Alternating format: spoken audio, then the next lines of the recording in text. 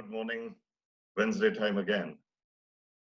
Last time, I had spoken to you about SIP and I had clearly articulated the four elements, starting with the objective of the SIP, the rigor of the work done, the findings of the SIP, that is the recommendations, and of course, overall a sense of what you learned in the SIP.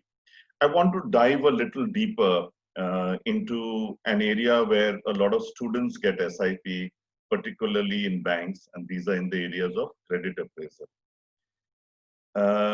Now, when we look at the objective, the bank may have given you a project saying that study our credit appraisal process and make some recommendations on the credit appraisal process, or simply study the credit appraisal process. The question you have to ask yourself is that why has the bank given you this kind of a project? Now, if we look at PSU banks or public sector banks, typically the loans which have been given but have not been returned, or the delinquent kind of loans, what is commonly known as non-performing assets or the NPAs, they are typically in the range of 10-12%, and there is a fear that it might even hit 13% with COVID in September. So when you state your objective, don't say that I was doing a project in credit appraisal. Say that I was doing a project in Bank X. Bank X had an NPA level of say 6% 2 years back. That has gone up to 9% now. They are increasingly very worried. And over the country, they chose about 12 or 15 MBA students like myself to study the credit appraisal process and come up with some recommendations.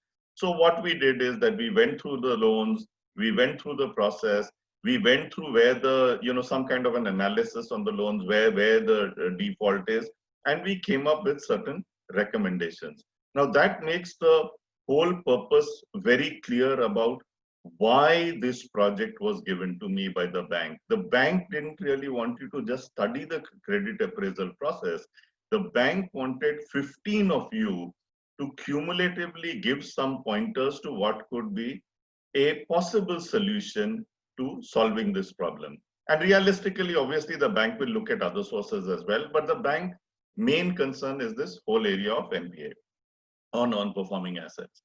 So I just wanted you to get a bigger grasp of this subject as to the objective of the SIP. Last time we covered from a marketing perspective, marketing research. Today we have just covered it from a finance student perspective or a credit analysis. So as usual, it's wonderful talking to you guys. Stay safe, stay well. See you again next Wednesday. Bye for now.